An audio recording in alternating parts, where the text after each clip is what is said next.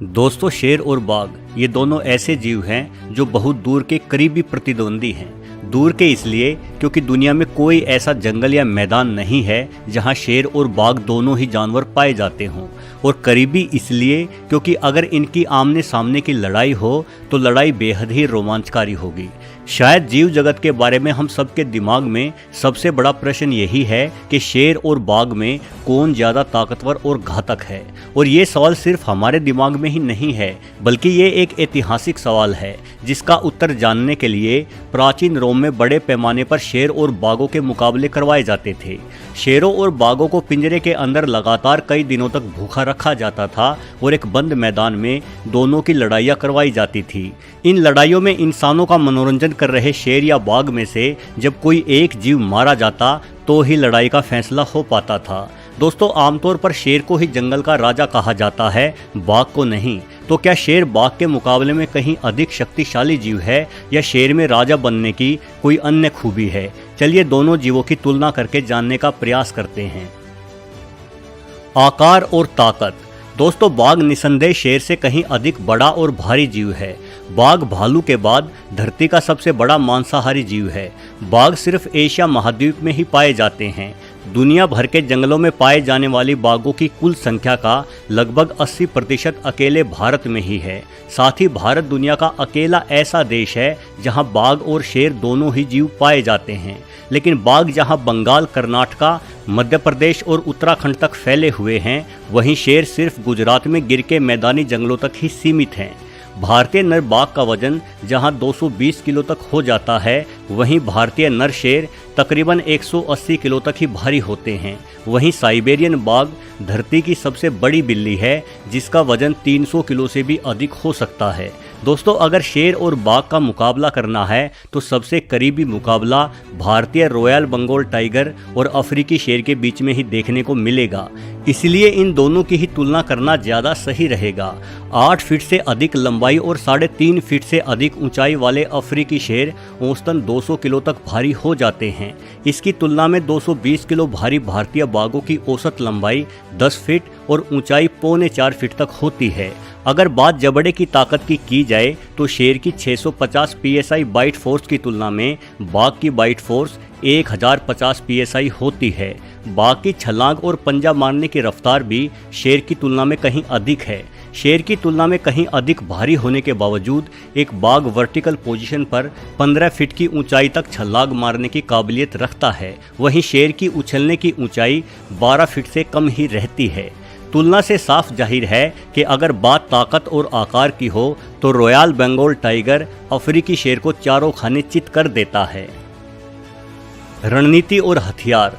दोस्तों, भले ही बाघ शेर की तुलना में अधिक बल और अधिक बड़ा आकार रखता हो, लेकिन इतिहास गवाह है कि जिस भी इलाके में शेर गए हैं उन्होंने बाघों को वहां से खदेड़ दिया है। माना जाता है कि आज से तकरीबन 200 साल पहले तक ईरान और अफगानिस्तान में भी बाघ पाए जाते थे, लेकिन शेरों के प्रभाव ने इन इलाकों से बाघों को खत्म कर दिया। हालांकि तकरीबन 80 साल पहले ही इंसानों ने शेरों को भी ईरान से गायब कर दिया। वहीं अफगानिस्तान में कुछ गिने चुने शेर अभी भी बाकी हैं।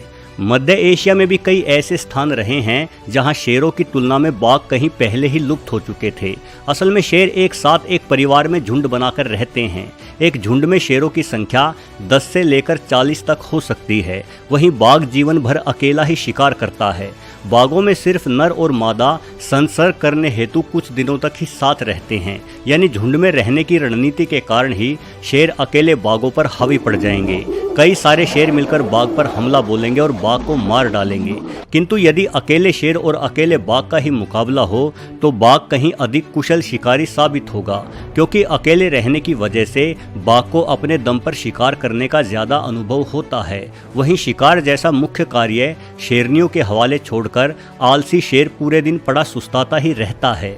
शेरों की पंजों की लंबाई 3 इंच तक होती है, वहीं बाघ के पंजे 4 इंच से भी अधिक लंबाई के हो जाते हैं। साथ ही बाघ का पंजा शेर के पंजे की तुलना में कहीं अधिक भारी और चौड़ा होता है।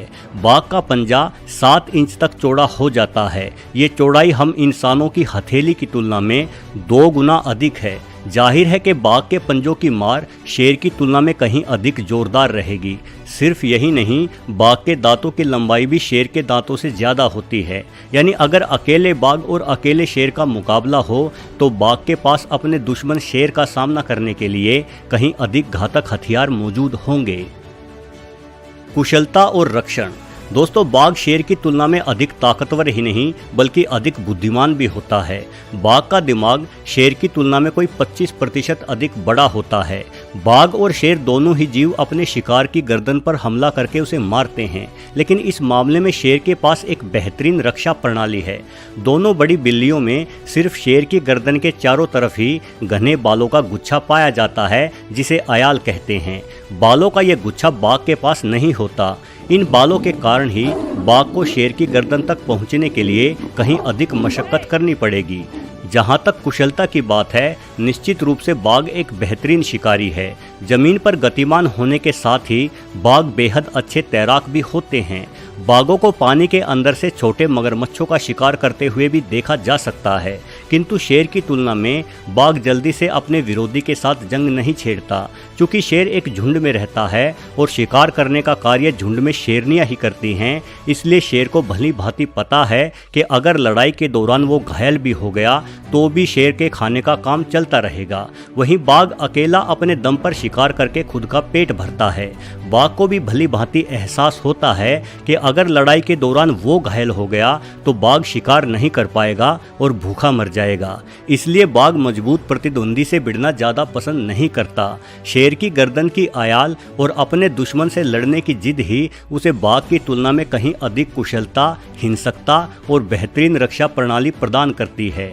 यानी कुल मिलाकर अगर हम शेर और बाघ की लड़ाई का नतीजा जानना चाहते हैं तो ये इस बात पर निर्भर करता है कि आप लड़ाई के लिए कैसे शेर या बाघ का चुनाव कर रहे हैं।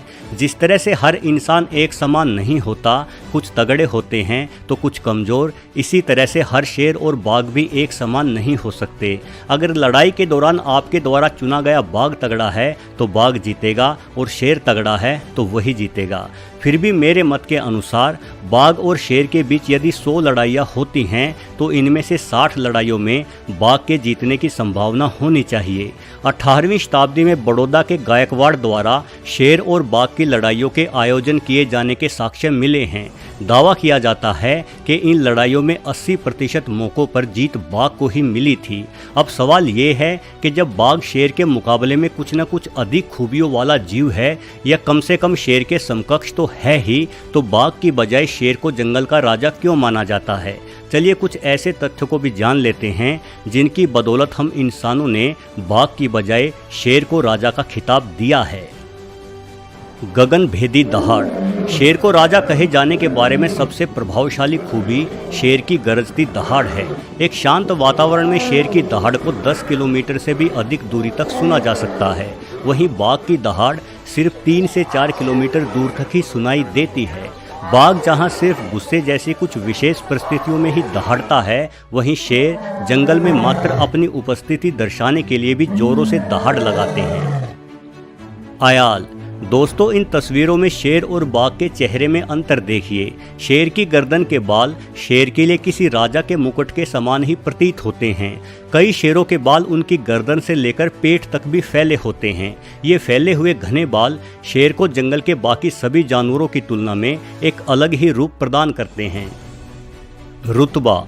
90% से अधिक शिकार शेरनियों द्वारा ही किए जाते हैं, जबकि शिकार को सबसे पहले खाने का हक शेर का होता है। यानी शेरनियां किसी दासी के समान ही शेर की सेवा करती हैं, जिस वजह से सही मायने में शेर को राजा जैसी जिंदगी जीने का अवसर प्राप्त होता है। वहीं बाघ को अपने खाने का जुगाड़ एक नौकरी पेशा करने वाले इंसान की ही तरह खुद से ही करना होता है, तो फिर बाघ को भला राजा कैसे कहा जा सकता है? संघर्ष। दोस्तों, बाघ अपना जीवन अकेले जीकर खुश रहता है। इसके विपरीत एक झुंड के शेर किसी राजा की भांति दूसरे झुंडों के शेरों के साथ लड़ाइयाँ करते हैं। इन लड़ाइयों का मकसद दूसरे झुंड को अपने कब्जे में लेना होता है।